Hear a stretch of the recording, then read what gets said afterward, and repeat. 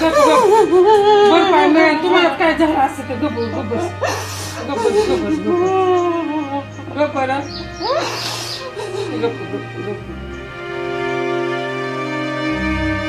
दोस्तों नमस्कार। शुरुआत में जो आपने अभी तस्वीरें देखी हैं वो महाराष्ट्र के मराठवाड़ा इलाके की तस्वीरें हैं।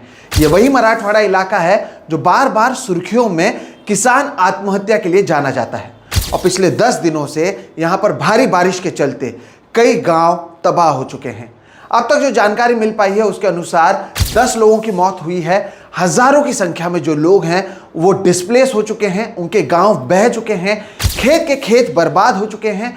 हजारों की संख्या में उनके जो जानवर थे उनकी मौत हो चुकी है। और इस सब के बीच में जब महाराष्ट्र सरकार के नेता इन गांवों में जा रहे हैं, उनकी ओर से जो व्यवहार किया जा रहा है वो दर्शाता है कि ये जो सरकार है ये कितनी असंवेदनशील सरकार है।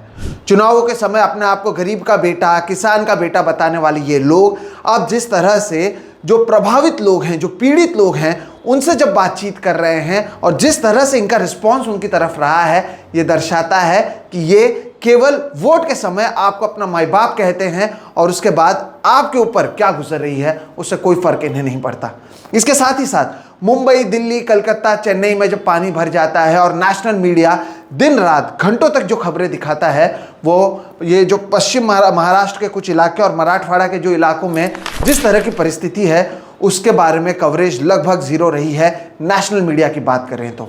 आज इस वीडियो में हम आपको न केवल देवेंद्र फडणवीस से लेकर अजित पवार, एकनाथ शिंदे, गिरीश महाजन किस तरह से व्यवहार कर रहे हैं तमाम पीड़ितों के साथ और किस तरह से किसानों में जो गुस्सा है वो उबल कर सामने आ रहा है उसकी बात करेंगे, बल्कि आपको बताएंगे कि मराठवाड़ा में फिलहाल परिस्थिति कैसी है, कैसे वहां पर लोग बर्बाद हो चुके हैं, तबाह हो चुके हैं और अब भी कोई राहत मिलने की उम्मीद उनमें जग नहीं रही है। पूरी खबर आज इस रिपोर्ट में हम आपको बताएंगे।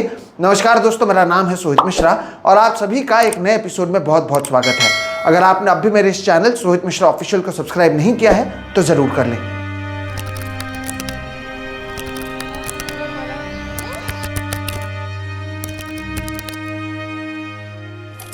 दर्शकों, देवेंद्र फडणवीस ने किसानों से किस तरह से गलत व्यवहार किया, अजित पवार ने किसानों को क्या कहा और इसके साथ ही साथ किसानों ने क्यों गुस्से में आकर एकनाथ शिंदे की ओर से भेजे हुए मदद सामग्री को वापस क्यों किया, इसकी तस्वीरें और इसकी वजह आपको बताने से पहले आप थोड़ा सा समझ लीजिए कि हो क्या रहा है।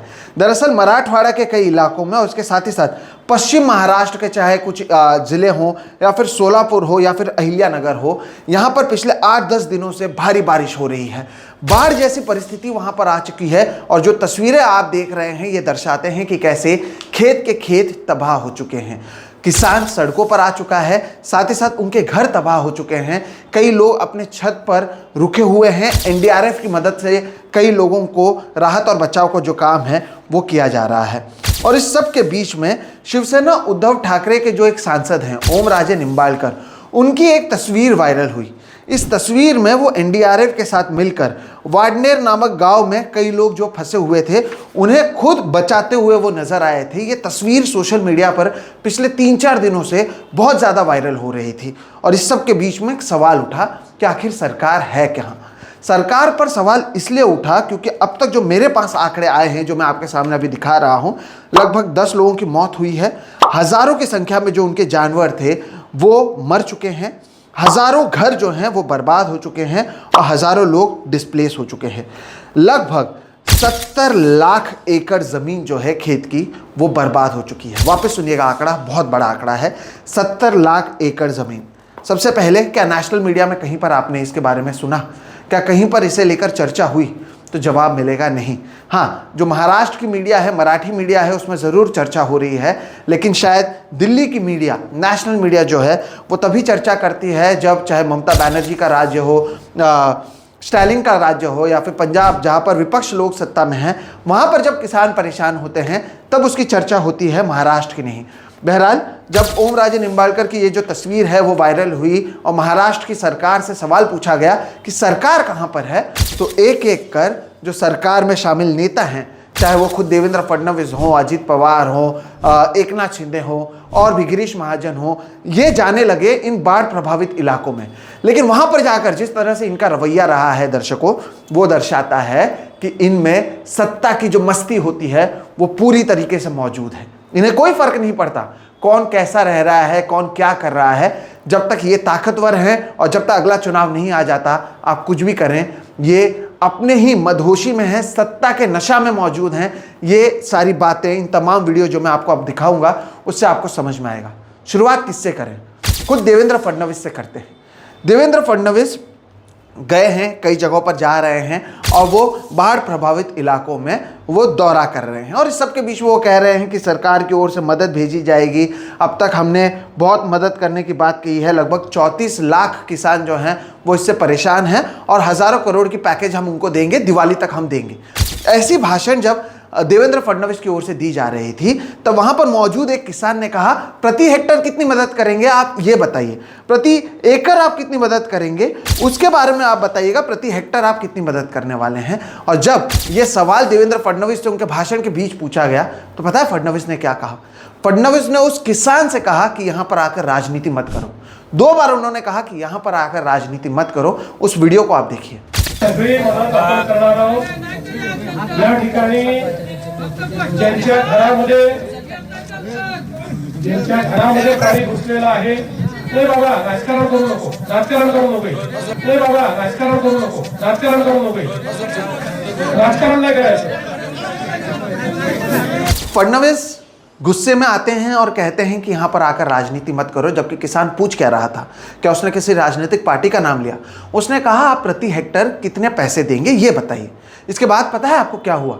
वो किसान जो सवाल पूछ रहा था, पुलिस उसे अपने साथ हिरासत में लेकर जा रही थी, ये कहते हुए कि इसने शराब पी हुई है और ये सवाल पूछ रहा था। अब आप मुझे बताइए, ये सत्ता का नशा है या नहीं?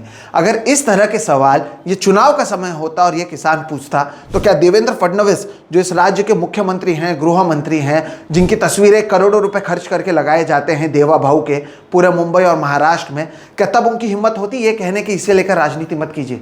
लेकिन अब इन्हें पता है सत्ता ने इन्हें जिता दिया है। 1500 रुपए के लाड़की बहन स्कीम में लोग परेशान हो गए, हिंदू मुस्लिम नाम सुनकर लोगों ने वोट दे दिया और अब अगले 5 साल तक उन्हें ज़रूरत नहीं है। इसलिए जब उनसे सवाल पूछा गया तब उन्होंने कहा राजनीति मत कीजिए। सोचिए, ये जो किसान हैं ये मराठवाड़ा के किसान हैं और एक आंकड़ा मैं आपको देता हूँ। इस साल 1 जनवरी से लेकर 26 जून 2025 के बीच मराठवाड़ा में 520 किसानों ने आत्महत्या की है। ये तभी की बातें हैं जब ये बाढ़ भी नहीं आया था। और पिछले साल इसी समय यानी 1 जनवरी से 26 जून 2024 तक 430 आत्महत्याएं हुई थी, जो बढ़कर 530 हो चुकी हैं इस साल। सत्ता में देवेंद्र फडणवीस हैं।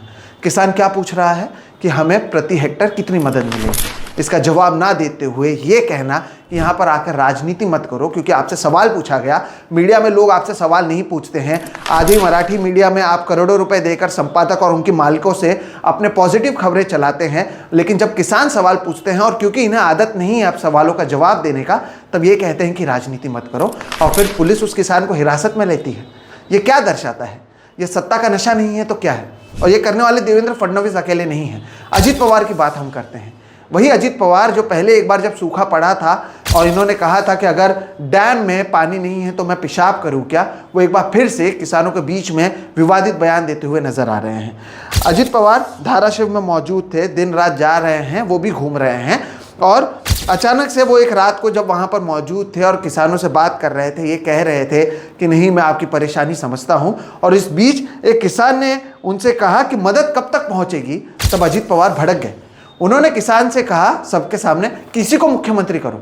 हम क्या पागल हैं? सुबह 6 बजे से यहाँ पर घूम रहे हैं, हम भी समझते हैं कि क्या हो रहा है, तुमको ही मुख्यमंत्री किया जाना चाहिए। हम क्या यहाँ पर गोटी खेलने आए हैं?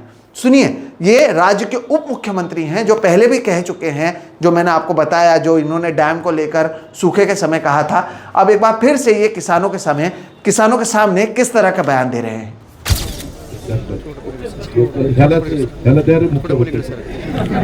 आम्हाला कळतंय ना, आम्ही काही गोटे खेळायला आलोय, त्याला एवढं सकाळी 6ला सुरू केलं बाळा मी करमळ्याला. ये वही अजीत पवार हैं दर्शकों, जो गुलाबी जैकेट पहनकर दादा दादा बनकर चुनावों के समय आपके सामने घूम रहे थे, और अब जब आपकी ओर से सवाल पूछा जा रहा है कि कब तक मदद मिलेगी तो कहते हैं इसी को मुख्यमंत्री बना दो. हम क्या बेवकूफ़ हैं, हम क्या गोटी खेल रहे हैं सुबह से आकर. ये महाराष्ट्र के उप मुख्यमंत्री का बयान है. उनके भाषा को आप देखिएगा, वो अकेले नहीं हैं.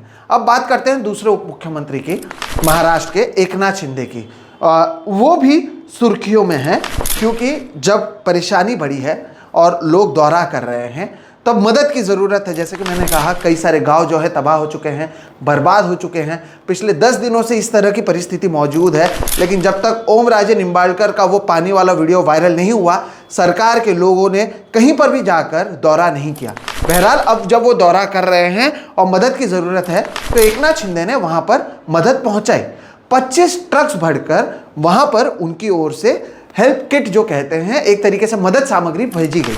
लेकिन इसमें लोग गुस्सा हो गए. एक तो इसलिए क्योंकि 3 दिनों तक लोगों ने कुछ खाया पिया नहीं था, उनके गांव के गांव बर्बाद हो गए हैं, उनकी खेत बर्बाद हो गई है. और उसके बाद जब मदद सामग्री आती भी है उसमें एकनाथ शिंदे और धाराशिव के जो पालक मंत्री हैं और उन्हीं के पार्टी से आने वाले प्रताप सरनाइक हैं, उनकी तस्वीरें हर एक जगह पर लगाकर भेजी गई है.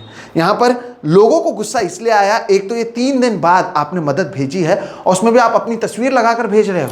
अरे ये किसान हैं जिन्हें आप दाल रोटी और बाकी चीज़ें भेज रहे हो, उनकी फसल बर्बाद हो गई है, उनसे आपको मदद चाहिए, भीख नहीं. वो आपसे कंपेंसेशन मांग रहे हैं क्योंकि उन्हें परेशानी का सामना करना पड़ रहा है. और आप जब वहाँ पर प्रचार के हिसाब से जाएंगे, हर चीज़ एक प्रचार बन चुका है, हर जगह पर आपके पोस्टर, आपकी तस्वीरें लगेंगी, तो लोगों को गुस्सा आएगा.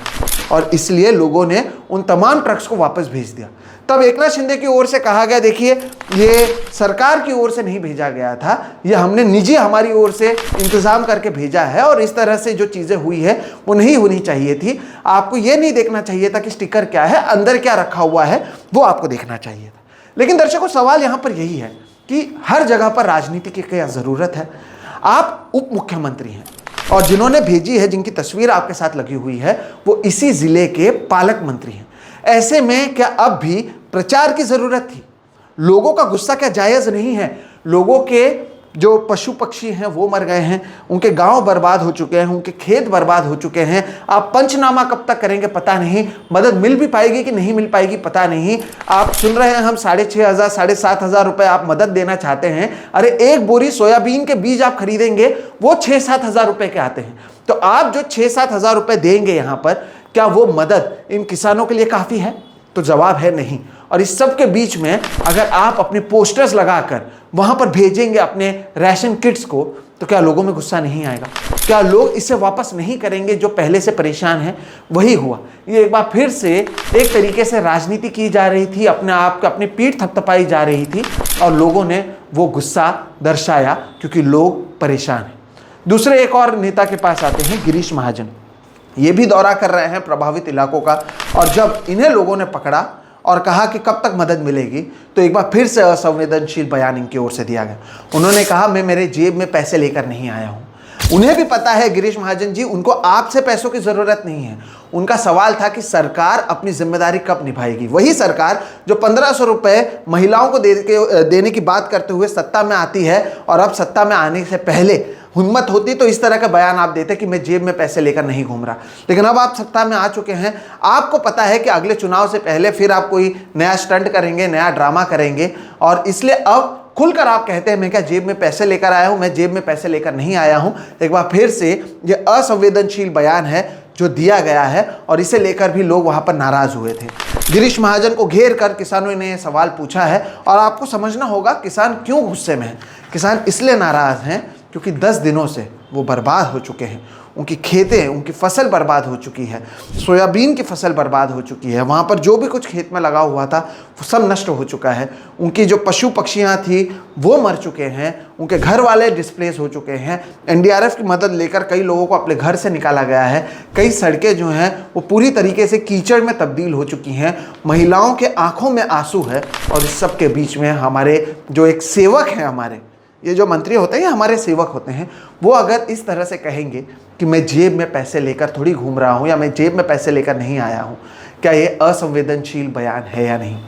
दर्शकों, जैसे कि मैंने कहा, ये कुछ और नहीं, इन लोगों में सत्ता का नशा, सत्ता की मस्ती है जो इन सब के बीच में है, और उसी के चलते इस तरह के बयान दिए जाते हैं। सरकार सवाल पूछे, अगर किसान सवाल पूछे तो वो राजनीति कर रहा है, किसान अपना हक मांगे तो वो कहते हैं कि मैं क्या जेब में पैसे लेकर घूम रहा हूँ। कोई किसान कहे कब तक मदद पहुँचेगा तो ये कहते हैं कि तू मुख्यमंत्री बन जा, हम के यहाँ गोटी खेलने आए हुए हैं। या फिर आप अपनी ओर से मदद पहुँचाते हैं तो अपनी तस्वीर लगाकर पहुँचाते हैं। ये क्या दर्शाता है? ये दर्शाता है कि हर जगह पर सबसे पहले राजनीति आती है और उसके बाद सब कुछ आता है, और सरकार को अब आदत नहीं है कि कोई सवाल पूछे, कोई सरकार की तरफ उंगली उठाए, क्योंकि इन्होंने आधी मीडिया को खरीद लिया है, वो अपनी जेब में है। मीडिया से सवाल नहीं पूछेगा, जब सवाल पूछेंगे बड़े बड़े हम पोस्टर्स बैनर्स लगा देंगे, मीडिया को फ्रंट पेज एड्स दे देंगे, देवा भाव की तस्वीरें लगा देंगे, और उसके बाद भी जब किसान जो परेशान है अगर वो सवाल पूछेगा तो इस तरह से ये उल्टे जवाब देते हैं। मैंने कहा ना आपसे, इनकी शुरुआत कब हुई आप देख लीजिए। ओम राजे निंबाळकर की ओर से जब सबसे पहले तस्वीरें वायरल हुई कि वो एनडीआरएफ के साथ गांव के अंदर जाकर जान की बाजी खेलते हुए लोगों को बचा रहे हैं, सरकार से सवाल पूछा गया। उसके बाद ये लोग लगातार एक एक कर अब अलग अलग जगह का दौरा कर रहे हैं। और ज़रूरी बात यह है कि सरकार की ओर से कहा भी गया है कि दिवाली से पहले वो मदद देंगे, लेकिन आप मदद दे रहे हैं या एहसान कर रहे हैं, ये किसानों का सवाल है। वो इस राज्य के जनता हैं, वो टैक्स भरते हैं, उन्हीं के बदौलत आप सत्ता में आए हैं, और आप अगर कंपेंसेशन को भीख समझकर देंगे तो लोग गुस्सा करेंगे। लोगों का हक है सवाल पूछना देवेंद्र फडणवीस जी से, अजित पवार जी से, गिरीश महाजन जी से, एकनाथ शिंदे जी से, और आपकी जिम्मेदारी है उन सवालों का जवाब देना। इसी तरह से, और मैं आपको बताता हूँ क्यों गुस्से में है किसान। जब जो हमारे कृषि मंत्री हैं दत्तात्रेय बड़ने, वो एक गांव में गए थे, किसानों ने घेर लिया उन्हें, और उन्होंने कहा कि आप आ रहे हैं, आप दौरा कर रहे हैं, लेकिन हमारा पंचनामा करने के लिए कोई अधिकारी अब तक नहीं आया है। जिसके बाद मंत्री जी को फोन कर अधिकारियों को बुलाना पड़ा ताकि वहां पर वो जाकर पंचनामा करें और लोगों को मदद पहुंच सके। ये सच्चाई है महाराष्ट्र की, ये सच्चाई है उन इलाकों की जहां पर पहले से जो किसान हैं वो लगातार आत्महत्या करते आए हैं, और अब भी उनकी जो परिस्थिति है वो अच्छी नहीं है दोस्तों। और इस सब के बीच में सरकार के ये जितने मैंने उदाहरण दिए हैं, ये दर्शाता है कि सत्ता का नशा कितना खराब होता है, और वो एक इंसान को कहाँ तक ले जा सकता है। क्योंकि जिसे ही आप, जिन्हें किसान का बेटा आप कहते थे अपने आप को, आप जिनके लिए लड़ने की बात करते थे, गोर गरीब किसानों की सरकार कहते थे, जब वो लोग आपसे सवाल पूछते हैं तब आपके पास उसका जवाब नहीं है। आपने इसके लिए क्या किया है? जो लोग डिस्प्लेस हुए हैं उनको मदद कब तक पहुंचेगी? दिवाली आ रहा है, लोगों के जेब में पैसा नहीं है, और मैं यहाँ पर कह दूं 5-6 हज़ार रुपये का सोयाबीन का एक गोनी जो बीज आता है ना, उतना का पड़ जाता है, और उतनी की आप मदद कर रहे हैं। तो क्या ये खाक मदद आप कर रहे हैं? आप दिखाने के लिए खाना पूर्ति ज़रूर कर सकते हैं, लेकिन महाराष्ट्र के किसान परेशान हैं। नेशनल मीडिया विपक्षी इलाकों पर फोकस करती है, और मुंबई में भी फोकस तब होता है जब मुंबई भर जाता है, थाने भर जाता है, पुणे भर जाता है। शहरी इलाकों में जहां पर केवल हमारे घुटने तक पानी रहता है तो ये नेशनल मीडिया चलाती है। यहाँ पर जैसे कि मैंने आपको शुरुआत में कहा, 70 लाख एकड़ ज़मीन बर्बाद हो चुकी है, लेकिन इसका कहीं पर जिक्र नज़र नहीं आता। तस्वीरें आपने देखी हैं, महिलाओं के आंखों में आंसू आपने देखा है, खेत के खेत बर्बाद मैंने आपको दिखाए हैं, घरों के घर बर्बाद मैंने आपको दिखाए हैं, और ये तस्वीरें दर्शाती हैं कि ग्रामीण महाराष्ट्र में हालत बेहद ख़राब है, ख़ास तौर पर मराठवाड़ा में, जहाँ के किसान हमेशा से परेशान रहते हैं। और इस सब के बीच में जब आपको वहाँ पर संवेदनशील होना चाहिए था, आपकी ओर से, सरकार में मौजूद उन तमाम लोगों की ओर से जिस तरह के उत्तर आए हैं, ये दर्शाते हैं कि वो कितने मगरूर हैं सत्ता में। और यहाँ पर मैं उम्मीद करता हूँ कि ये दर्शक और ये जो वोटर्स जो 1500 रुपये के लालच में वोट देते हैं, हिंदू मुस्लिम के नाम पर वोट देते हैं, वो अगली बार समझेंगे कि जब वोट दें तो मुद्दे पर वोट दें। क्या बर्बाद हुए लोग हिंदू नहीं हैं?